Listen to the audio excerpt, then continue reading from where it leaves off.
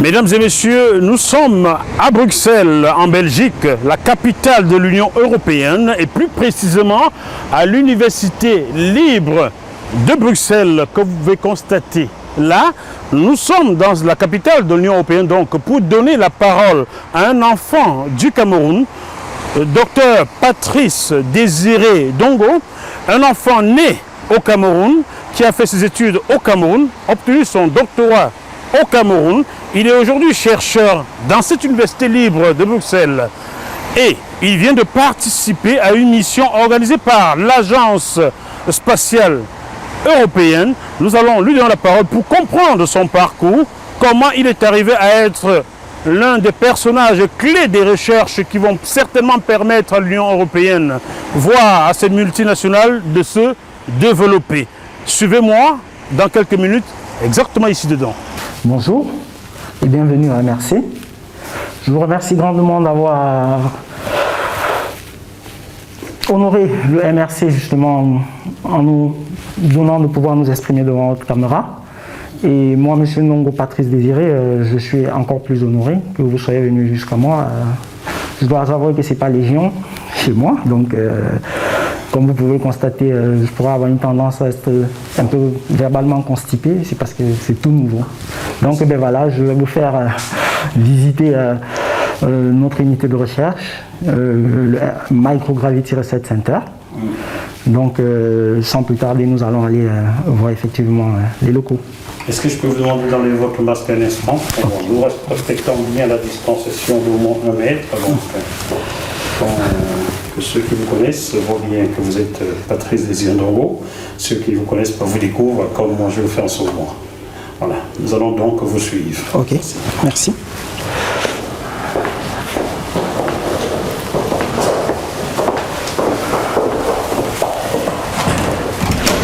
Donc ici, nous avons le locaux administratif avec les bureaux des autres collaborateurs chercheurs qui pour l'instant sont en vacances. Comme vous pouvez le constater, les portes sont pour la plupart fermées. Donc ben voilà. Vous pouvez venir avec moi. Ici nous avons une salle qui abrite principalement nos jeunes étudiants. C'est un peu dessus-dessous, donc c'est ici que nous accueillons des étudiants pour la plupart en Erasmus et des jeunes étudiants de master et même de PhD aussi. Donc voilà, donc lorsqu'on veut faire un débriefing, on vient le faire ici, on a le tableau, comme vous pouvez le constater. Toute la partie informatique ici. Et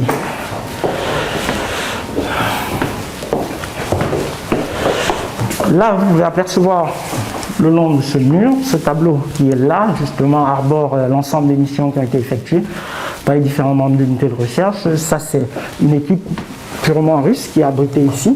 Donc, ça, c'est l'équipe qui est dirigée par professeur Valentina Tchetova, que voici, que vous pouvez apercevoir là. Donc là, ce sont ses collaborateurs. Donc, ça, c'était justement le dispositif expérimental qui avait été préparé pour une des missions de vol parabolique. Et donc ici, vous pouvez voir mis en extension l'ensemble de résultats qui avaient été obtenus durant la mission et justement des affiches explicatives justement de ce qui avait été fait. Ici, il s'agit bel et bien de la mission Maser-Alex sur laquelle nous avons travaillé en 2019. Donc c'est cette fusée qui a été lancée justement par l'agence spatiale suédoise où nous avons donc travaillé sur l'expérience qui mettait justement en exergue l'évaporation d'une goutte d'eau, justement dans les conditions de microgravité. Donc ça, c'est une manip sur laquelle je vais travailler avec l'équipe tout entière aussi. Donc ici, comme vous pouvez le voir, tel que reconstitué ici. Alors on avait notre expérience justement embarquée à ce niveau. Donc voilà. Et donc ensuite, c'est pratiquement le même principe, mais à la seule différence qu'ici, vous pouvez le constater, c'est une fusée. Comme j'aurai le temps de vous décrire un tout petit peu, si on rentre un peu dans le détail par rapport à ce qu'est le vol parabolique, c'est vrai qu'il y a encore beaucoup d'énigmes, pourtant je crois que sur la toile, il y a suffisamment d'informations qui permettent d'édifier les uns et les autres sur ce que c'est le vol parabolique en fait. Bon, ici, ça ce sont les récentes missions que nous avons effectuées. Et parmi ces missions, justement, et vous êtes où là? Je ne vois pas. Ici, malheureusement, je ne suis pas sur ce tableau. Ben, c'est vrai que je suis très moins invasif souvent au sein du labo. Donc voilà, ce sont les jeunes collaborateurs avec qui on a participé. Mais c'est ici que vous avez fait la photo avec le vert rouge et jaune? Tout à fait, si, c'est ici. C'est dans la même enseigne parce qu'effectivement, tout se fait au sein de l'A310. Donc ben voilà, c'est à l'intérieur parce que justement, après la mission que nous avons effectuée, il y a eu une mission lunaire qui s'est effectuée après. Donc c'est au cours de la mission lunaire que cette équipe justement a eu à prendre cette photo. Et comme vous pouvez le constater, sur cette photo, vous avez essentiellement ici, ces deux-ci, ce sont des agents de la Novespace en fait, donc voilà, qui travaillent de concert avec le Centre national, le CNES en fait, donc le Centre national d'études spatiales. Donc c'est eux qui assurent parfois la vérification parce qu'il y a de très très grosses contraintes sur le plan sécuritaire.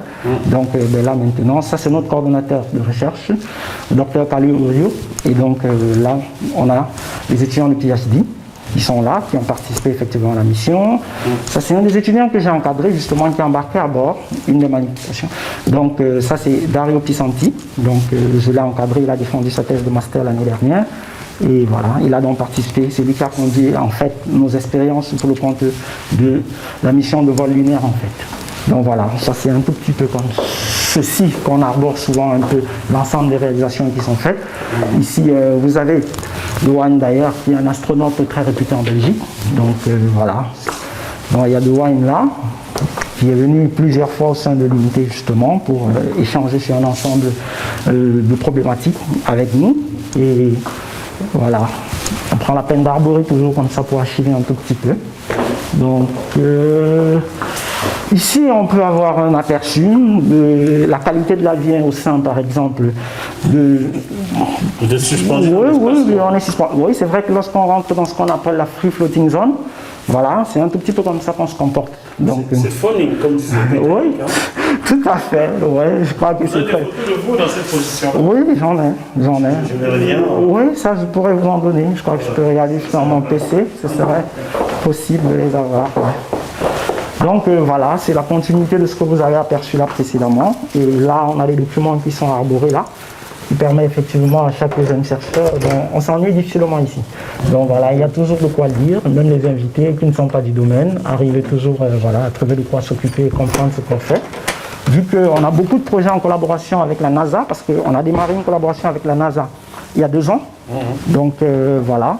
Ici, nous préparons les vols paraboliques, en fait. Ce qui se passe, c'est qu'une fois que les expériences ont été faites dans les différentes unités, en tant que laboratoire au sein de la grande unité de recherche, alors nous venons ici s'assurer que l'assemblage est très bien fait.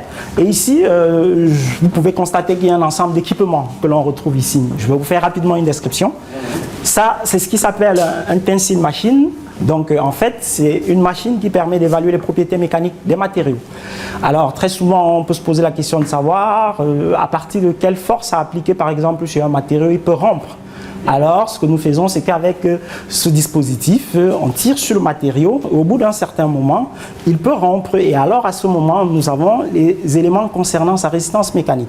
Donc, ça permet de caractériser ce matériau sur le plan mécanique.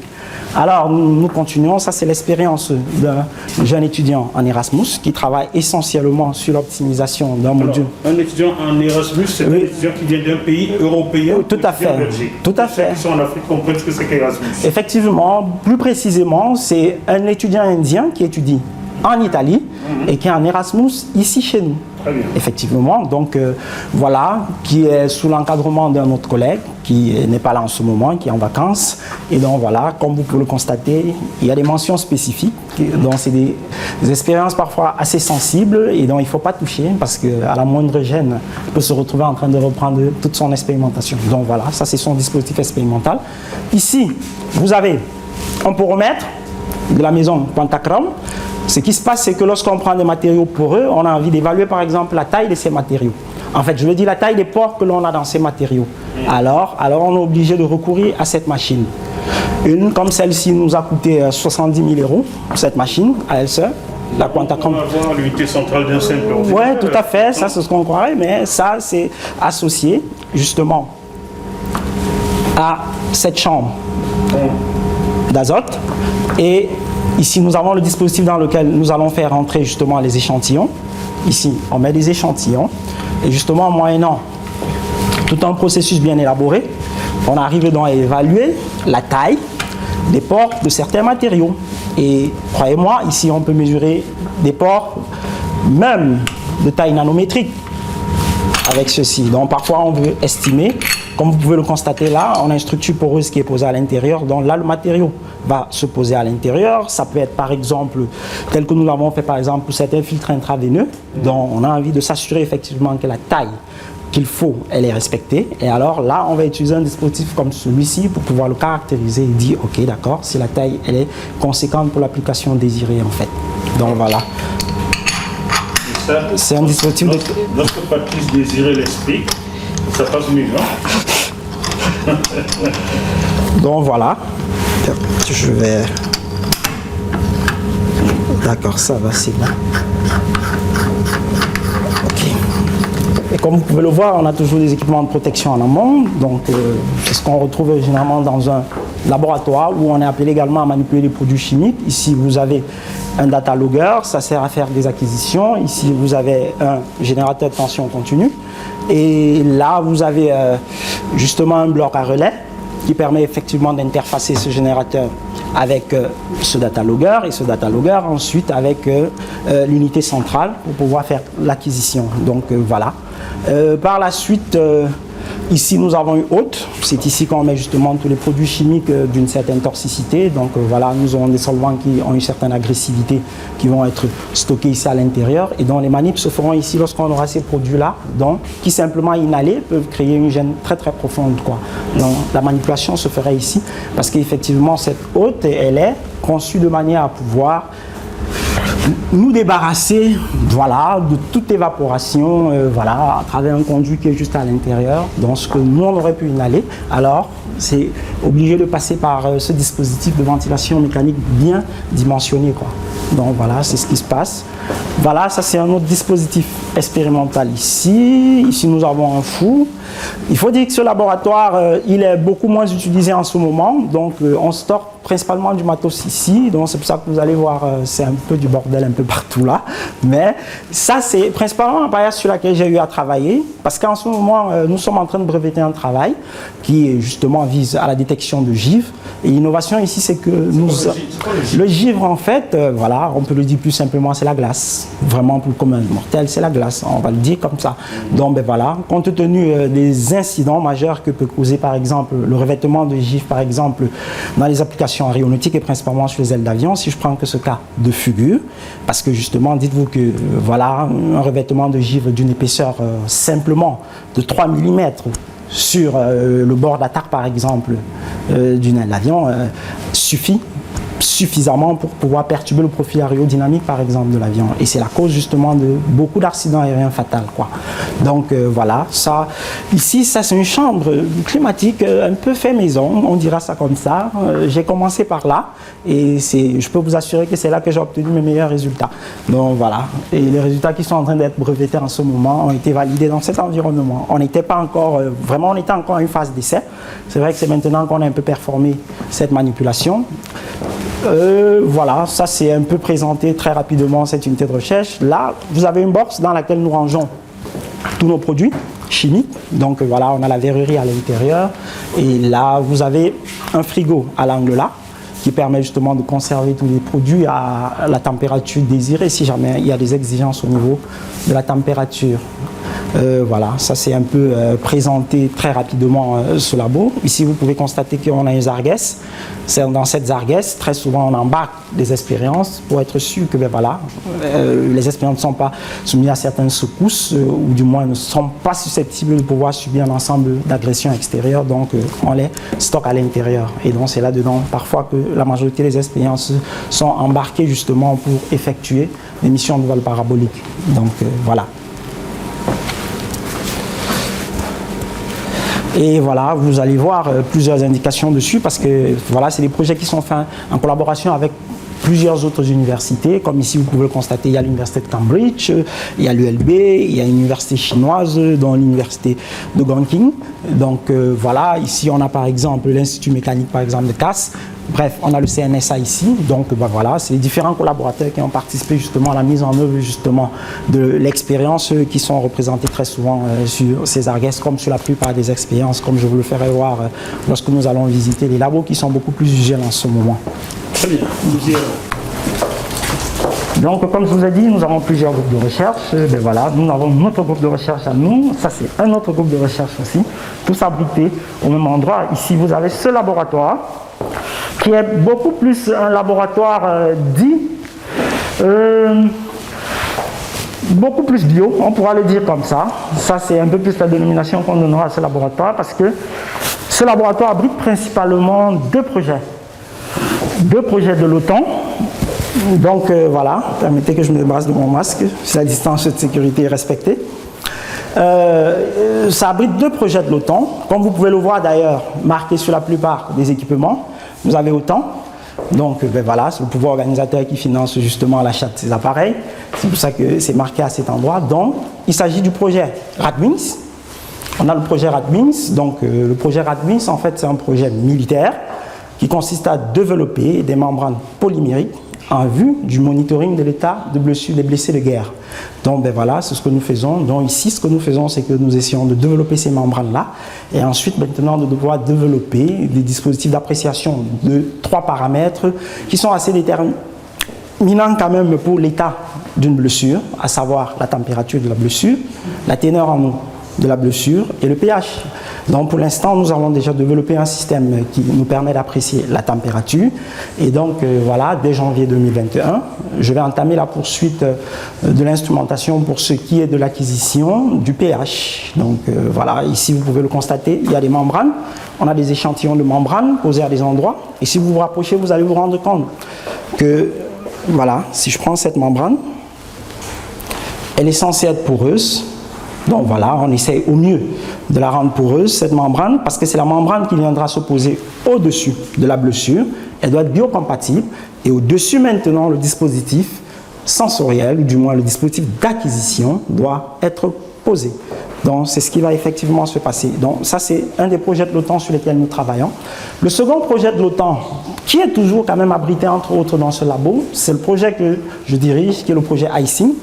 Donc, comme je le disais tantôt, qui consiste justement à détecter du givre à la base.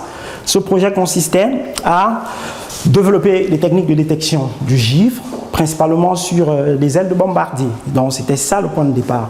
Et pourquoi est-ce qu'une partie de nos travaux sont ici? C'est parce que, voilà, une bonne caractérisation des matériaux sur lesquels je travaille se fait ici. Et donc, sans plus tarder, je vais vous faire découvrir quelques équipements qui sont ici. Alors, très souvent, lorsque l'on veut caractériser optiquement les matériaux, on utilise justement cette JASCO. Donc ici, ça nous permet d'avoir, c'est une sorte de FTIR. Donc FTIR, donc Fourier Transform Infrared. Oui. Fourier Transform Infrared Spectrometer. Donc ben voilà, ça nous permet d'avoir les propriétés optiques d'un matériau en fait. Donc ça, c'est pour ça qu'on s'en sert. Donc ici, nous avons un autre spectrophotomètre toujours, qui nous permet toujours d'avoir les propriétés optiques des matériaux. Ici, nous avons une balance digitale, ultra sensible. Donc ben voilà, lorsque nous voulons avoir un tout petit peu des informations sur le poids, ou du moins la masse, entre autres, je vais dire des échantillons extrêmement petits, voilà, on va devoir recourir à cette balance digitale, en fait. Donc voilà, ça a une très grande sensibilité. Ici, ça, on a un plasma cleaner ici. Le rôle du plasma cleaner, en fait, c'est que, ben voilà, comme vous pouvez le constater, lorsque vous mettez de la peinture sur les murs, il y a des peintures parfois qui peuvent ne pas adhérer sur le mur. Alors, de la même manière, nous travaillons avec des substrats où parfois on fait des dépôts sur ces substrats et ces dépôts, justement, n'adhèrent pas sur les substrats. Alors, il peut arriver simplement que le substrat soit sale. Alors, ce que nous faisons avec ce plasma cleaner, c'est que nous nettoyons effectivement dans un premier temps et on augmente la surface d'énergie justement du substrat pour que l'adhérence avec justement la couche qu'on a voulu déposer dessus soit bonne, quoi. Donc voilà, c'est ce dispositif que l'on utilise et voilà. Ça, c'est une pompe qui est justement associée à cela parce que cette opération doit se faire sous vide. En fait, comme elle doit se faire sous vide, elle doit être assistée par une pompe. Ici, nous avons ici, comme vous pouvez le constater, ici nous avons un dispositif qui permet effectivement de stériliser certains substrats. C'est un dispositif à UV tout simplement, donc ça veut dire que lorsqu'on a fini de nettoyer, on le passe dans ce dispositif justement pour davantage le nettoyer ou du moins se débarrasser des bactéries qu'on aurait eu du mal peut-être à s'en débarrasser juste par un simple nettoyage en fait.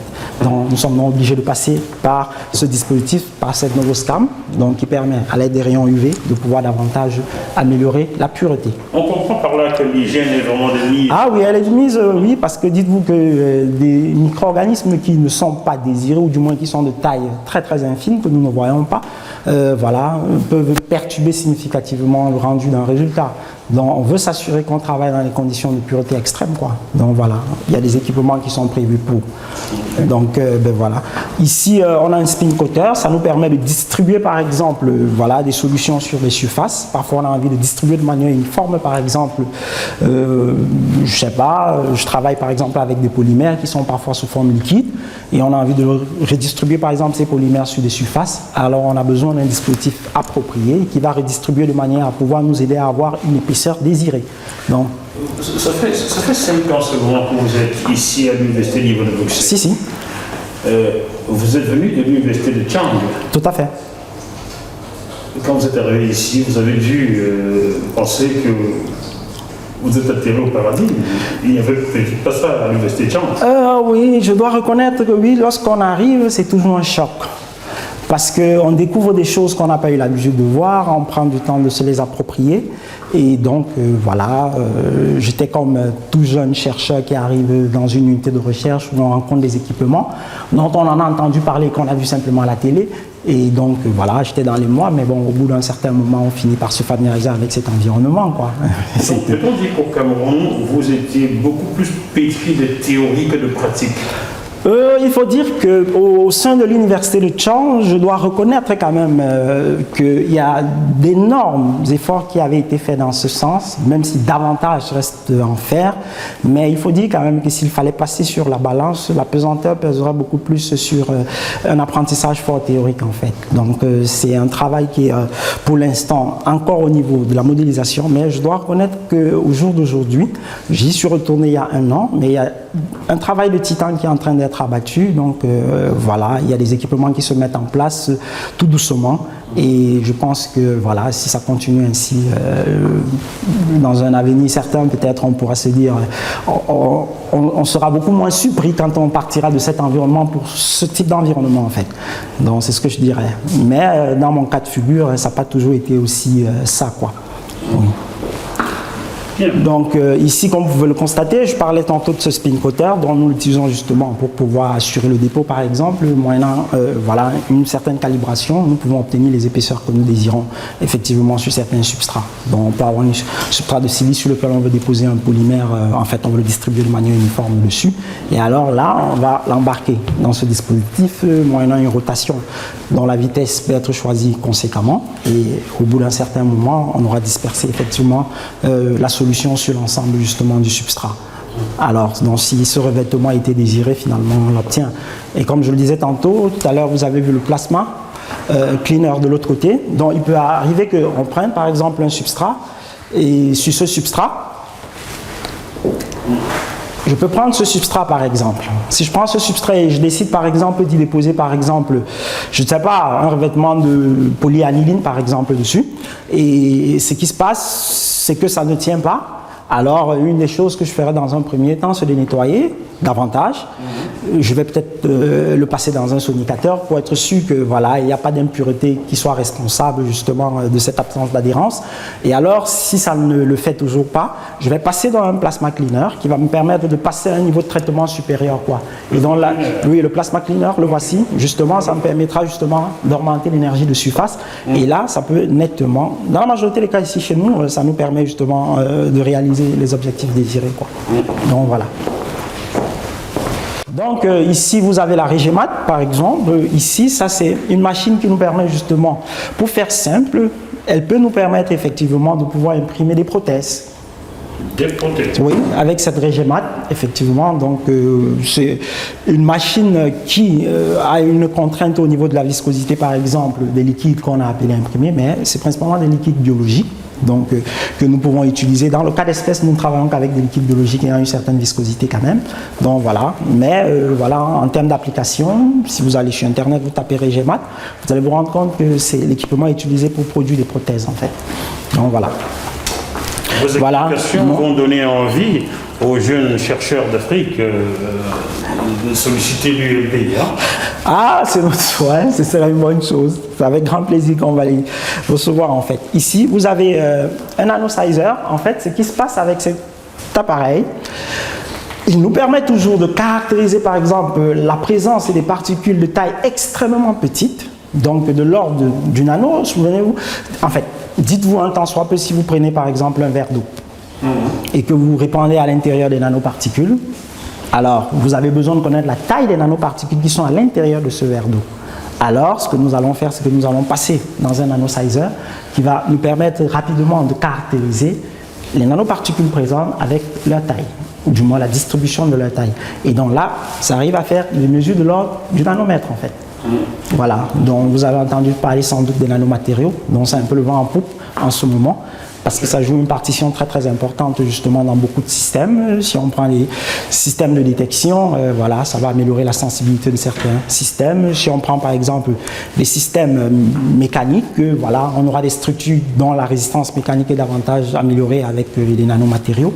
Donc ce dispositif nous permet justement de pouvoir caractériser la taille de ces matériaux. Entre autres, ici, nous allons rentrer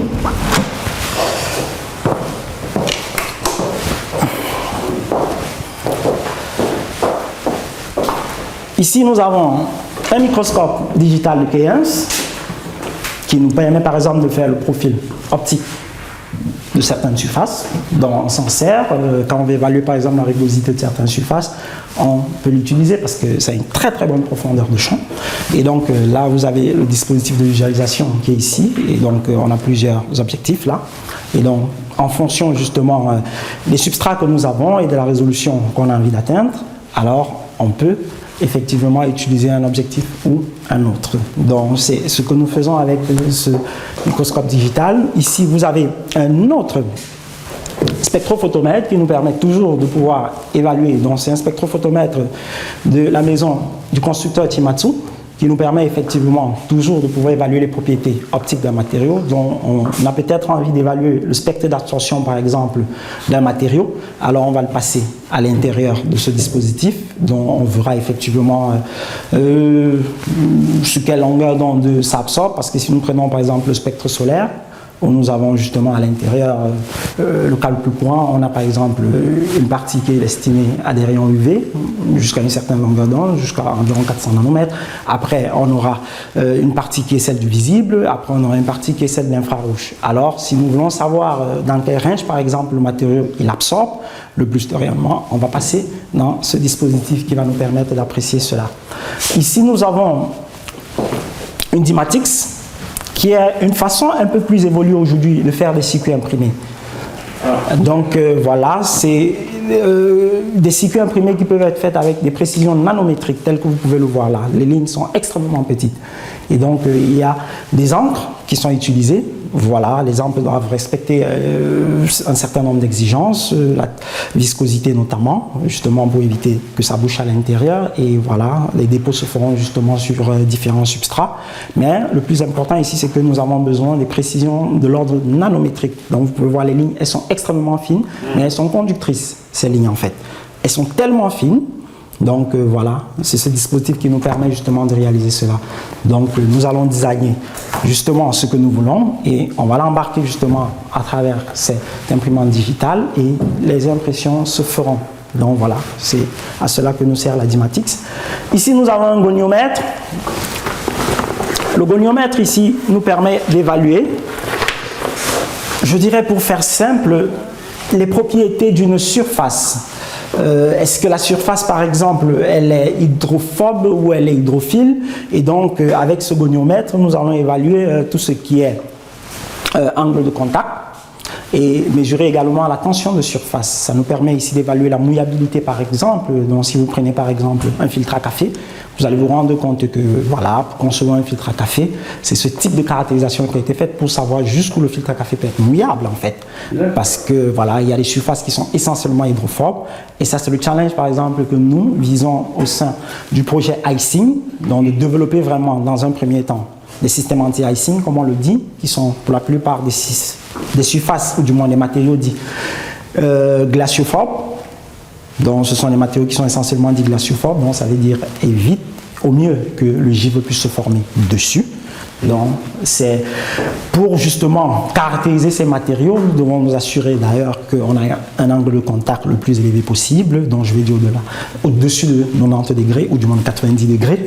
Donc au-dessus de 90 donc voilà, au-dessus de 90 degrés, c'est le mieux. Donc mieux, c'est au-dessus de 90 degrés, davantage la surface est hydrophobe, quoi. Donc voilà, ça nous permet de pouvoir effectivement mesurer l'angle de contact et la tension de surface aussi. Hydrophobe, j'ai bien compris que ça ne laisse pas passer du liquide. Oui, tout à fait. Voilà. Une surface hydrophobe, ça ne laisse pas passer la glace. Tout à fait, ça évite même déjà que le liquide puisse givrer dessus. D'accord. Donc ça c'est une chose, et d'autre part, je parlais tantôt d'hydrophile, c'est voilà, lorsque vous mettez une goutte d'eau par exemple sur un filtre à café, vous voyez comment est-ce que la mouillabilité se fait. Tout de suite. Tout à fait. Donc voilà. J'ai compris quelque chose aujourd'hui aussi. Donc voilà, ça c'est présenté très rapidement un peu ce labo. Donc nous allons monter au niveau 2. Et bon retour sur ce plateau. Rebonjour Patrice Désiré Ndongo. Bonjour Monsieur Jackie Moifou. Comment allez-vous? Je vais bien. Très bien. Oui. Alors, nous nous trouvons là au sein de l'un des laboratoires que vous nous avez présenté aujourd'hui. Depuis combien de temps êtes-vous ici et travaillez-vous ici? Ça doit faire exactement 5 ans. Oui. 5 ans. 5 ans, je suis arrivé ici en fin d'année 2015, je crois que c'était au mois d'août 2015.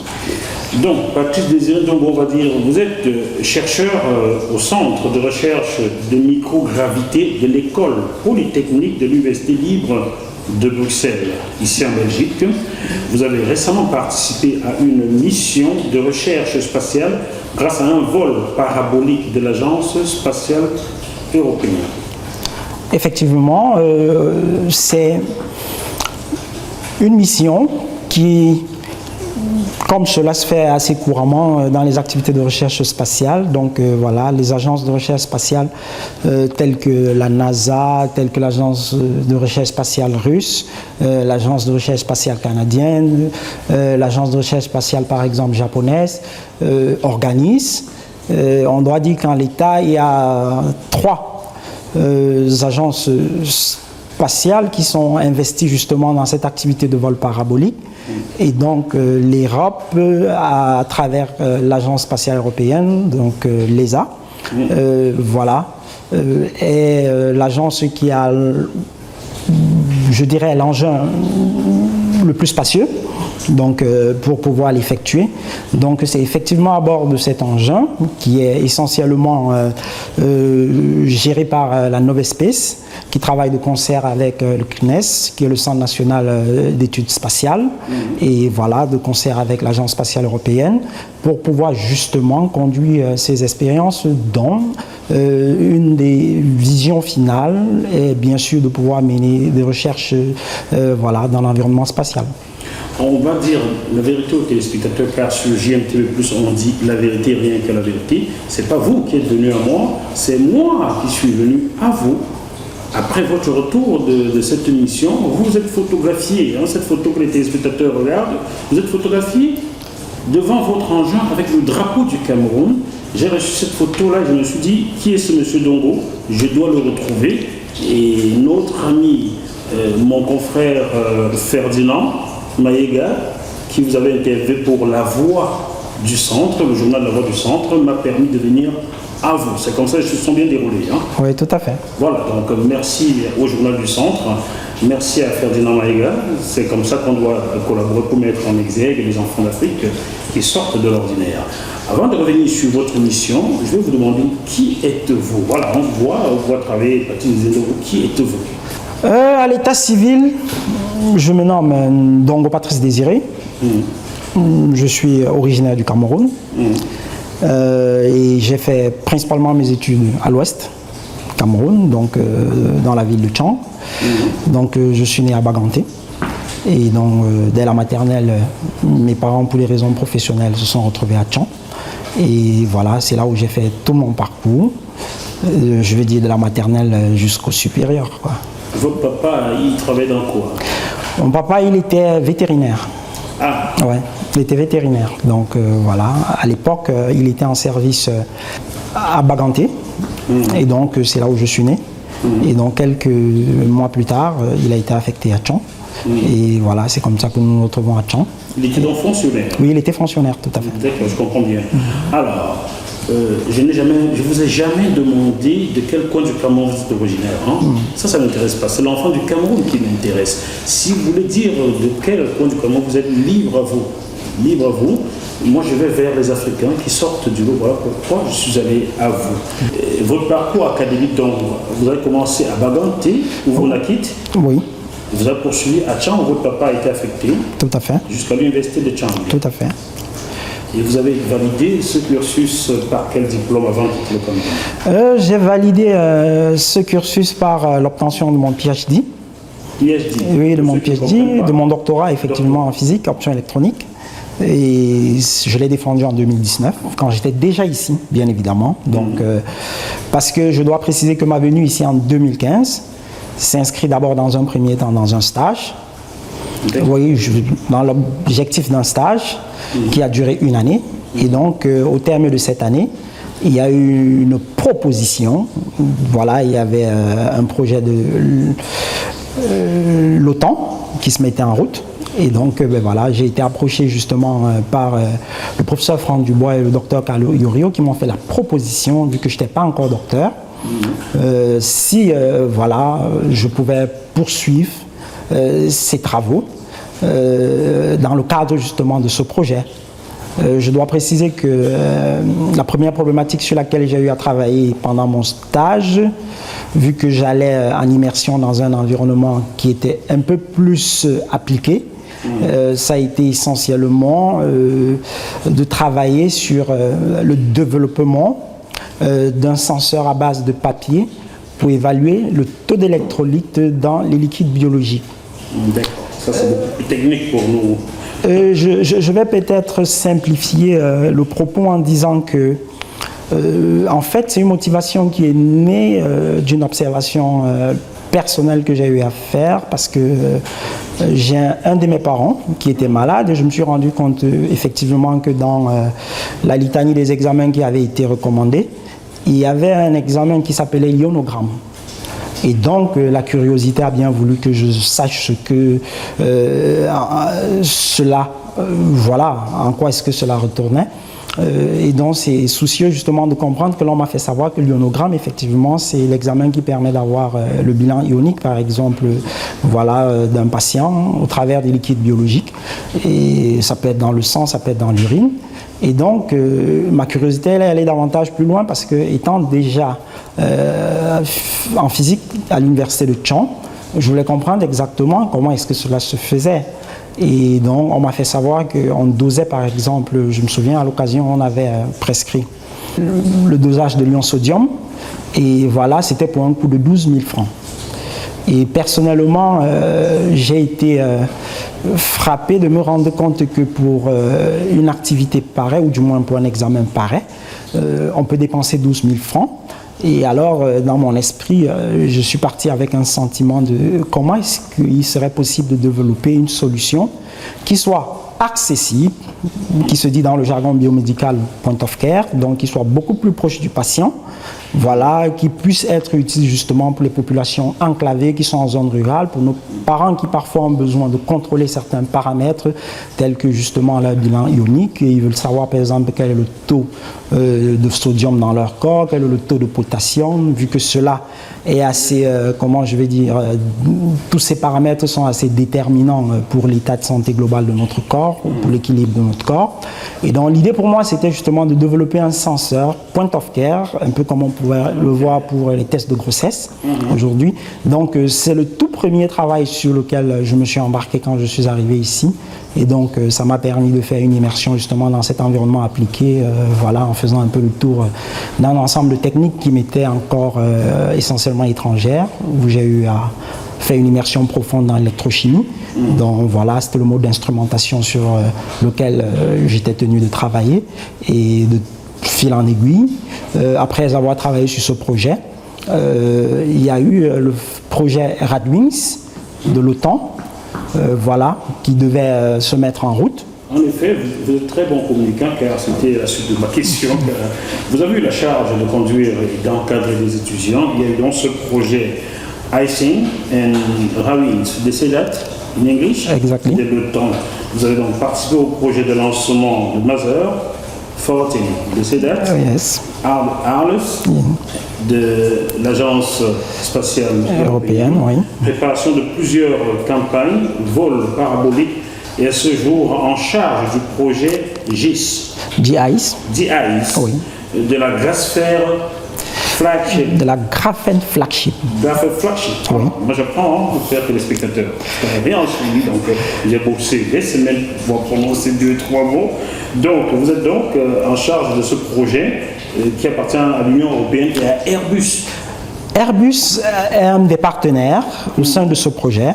Parce qu'effectivement, comme vous pouvez le savoir, aujourd'hui le graphène est connu de plusieurs scientifiques. Effectivement, c'est ce matériau avec des propriétés exceptionnelles.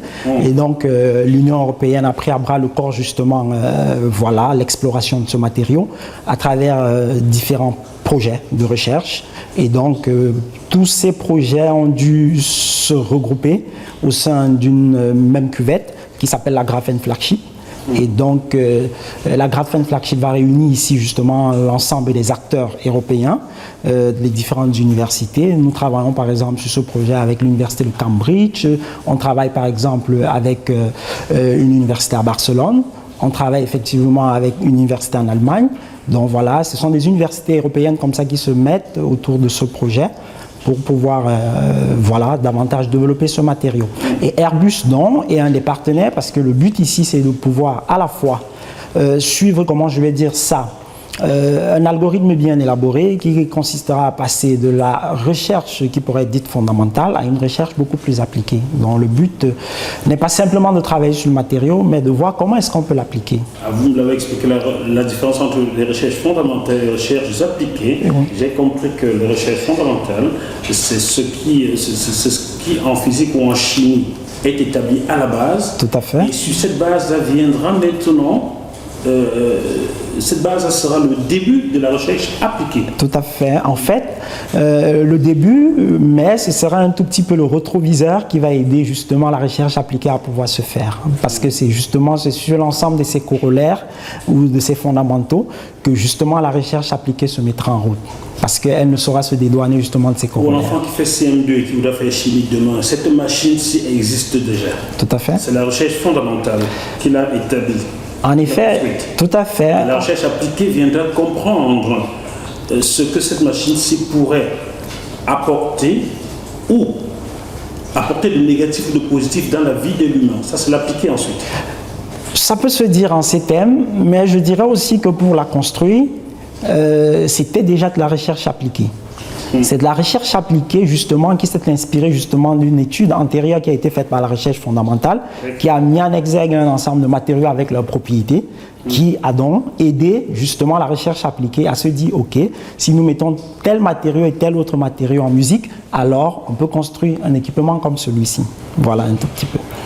Vous êtes à ce jour le seul Africain à avoir pris part sur le plan professionnel. Je précise bien sur le plan professionnel, car il y a un Sud-Africain qui est allé se balader, c'était son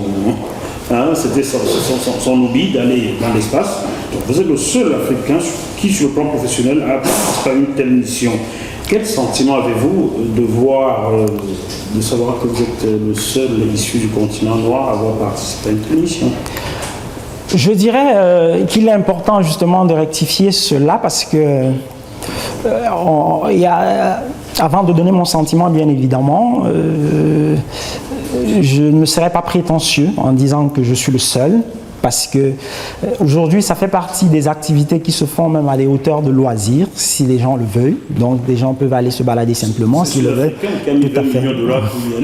Donc, voilà, et je tiens à préciser que le vol parabolique, c'est une simulation des conditions de l'espace, principalement. Ça, il est très très important de clarifier cela. C'est une manière beaucoup moins onéreuse de pouvoir simuler les conditions que l'on a dans l'espace. C'est une activité justement qui est animée, comme je le disais tantôt, par l'ensemble des agences spatiales. La NASA le faisait il y a un certain temps. Aujourd'hui, la NASA a arrêté un tout petit peu. L'agence spatiale européenne le fait, comme l'agence spatiale russe le fait aussi.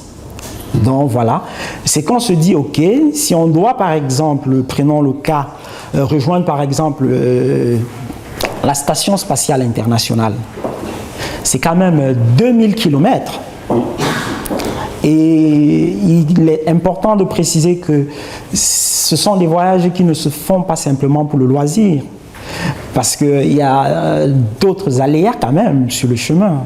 Parce que si je prends simplement le cas de la mission de vol parabolique à laquelle j'ai participé, il faut préciser déjà que voilà, la littérature le met bien en lumière. Quand on revient, il est démontré que voilà, on a quand même une masse osseuse qui en a pris un coup. Donc aller, comment je vais dire, à des altitudes hyper élevées, ça peut paraître exotique, mais c'est pas toujours une chose qui se fait simplement pour le loisir. Les objectifs spécifiques sont visés. Donc voilà, je tiens à préciser que pour le vol parabolique, on était dans un simulateur des conditions spatiales, principalement. Donc voilà. Et à cette mission, j'étais le seul Africain à y avoir participé. Et maintenant, pour donner mon sentiment, mon sentiment en tant que le seul Africain à avoir participé à cette mission, je dois préciser que je n'avais pas personnellement fait une fixation là-dessus. Quand je partais de notre unité de recherche pour la mission, pour moi, je me disais, ok, c'est une activité qui se fait dans le cadre de mes activités de recherche. Et voilà, il est de bon ton que j'y sois dans tous les cas.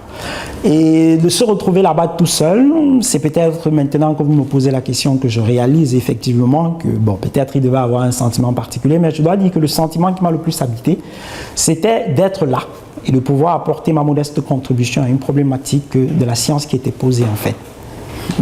Combien de temps cela a duré? Ça a duré principalement une semaine. Et il faut dire que la campagne s'est tenue de manière opérationnelle sur 3 jours.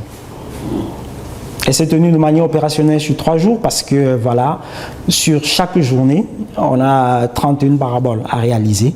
Et voilà, c'est assez épuisant. Et donc, au terme de la journée, on va se reposer au sol. Et le lendemain, on va repartir. Et là, ça a duré 3 jours, effectivement. C'était plus en 3 jours, c'est comme si on avait passé un mois. Oh. Quels sont vos modèles dans le domaine sur le plan mondial? Dans le domaine, je dois préciser déjà que dans la recherche dans sa globalité, mes modèles sont nombreux. Ils sont très très nombreux. Ils sont nombreux pour qui j'ai beaucoup d'admiration. Oui. Les autres ne vous fâchez pas. En extension comme ça, je mettrais le docteur Ernest Simon.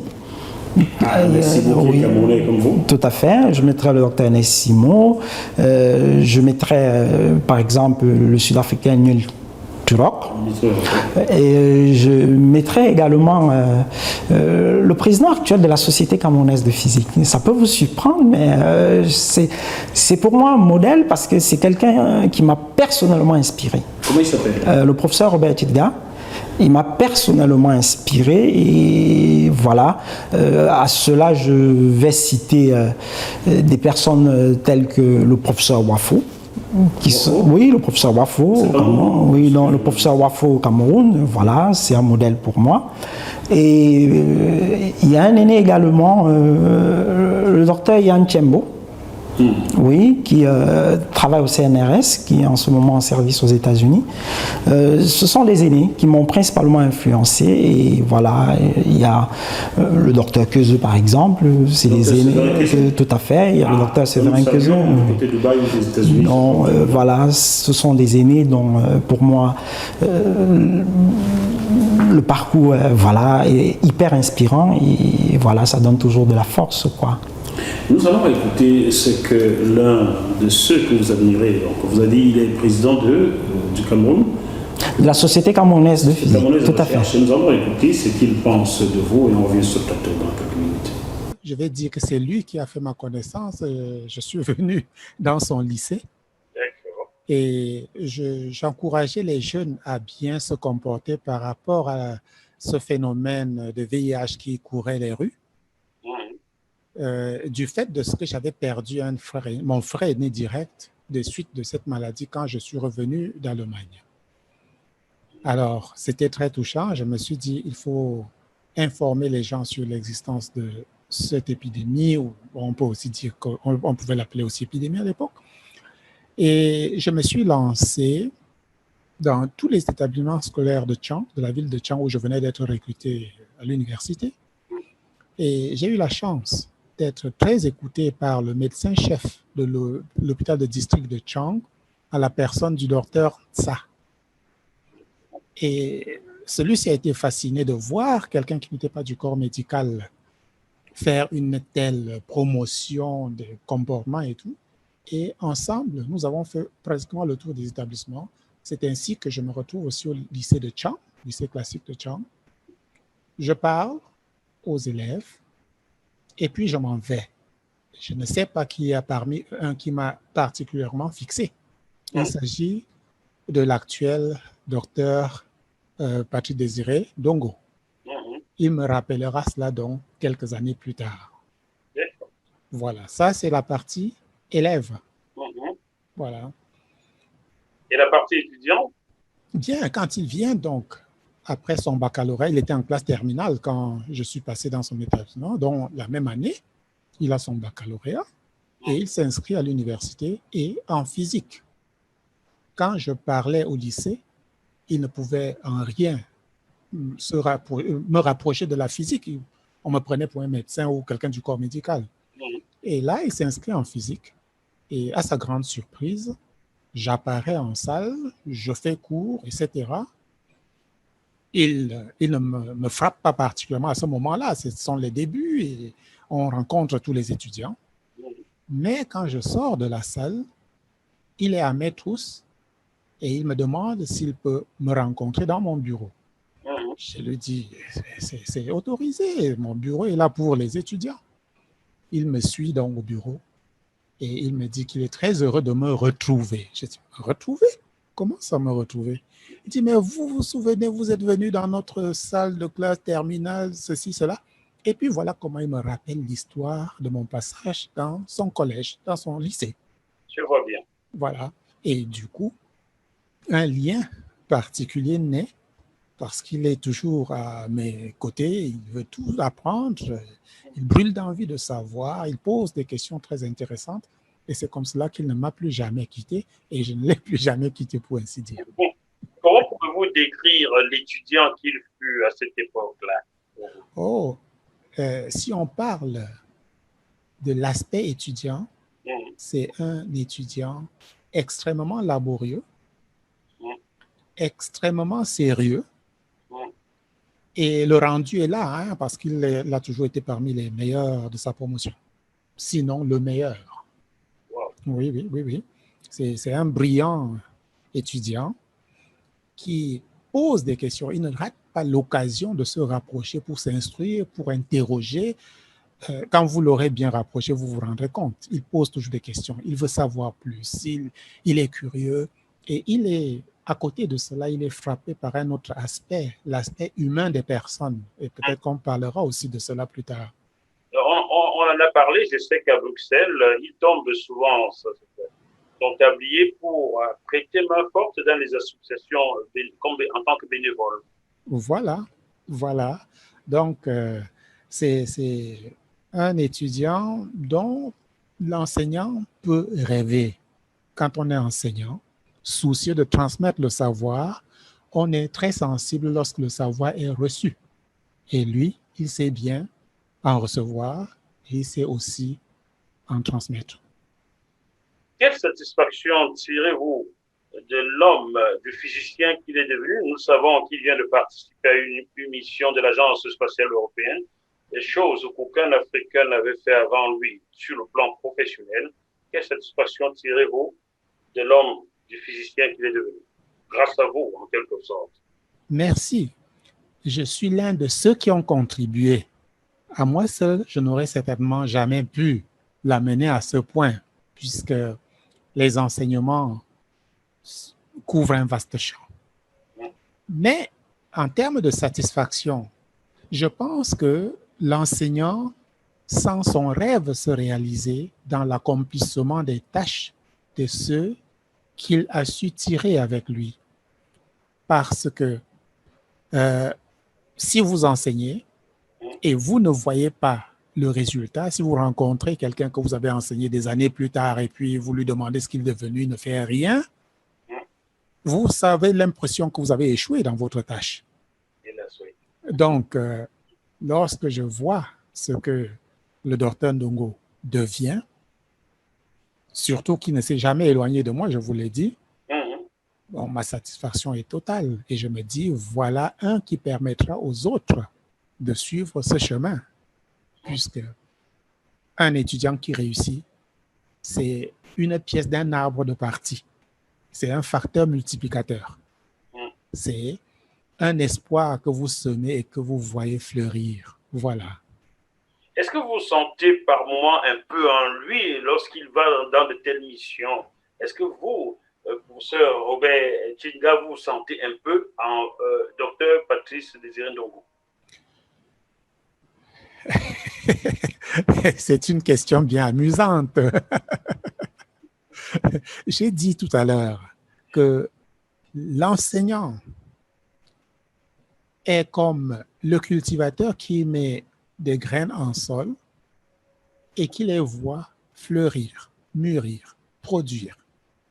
Ça germe, ça doit germer, grandir et puis produire des fruits. On juge l'enseignant à la qualité de ses fruits. Donc, comment ne pas me sentir en lui par cette contribution?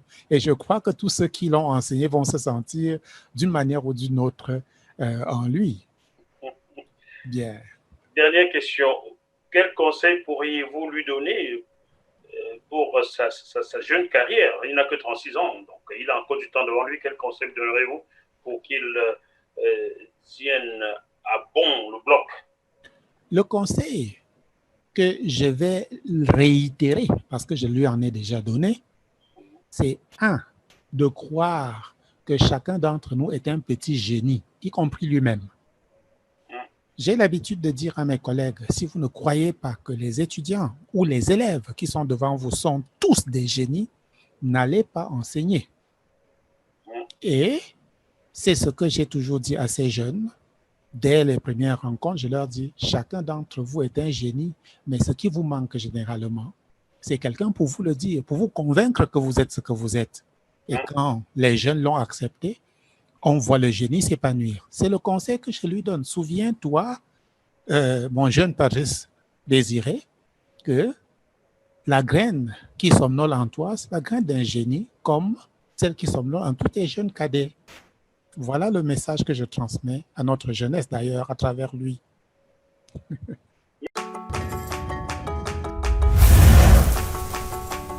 Vous êtes sur JMTV+.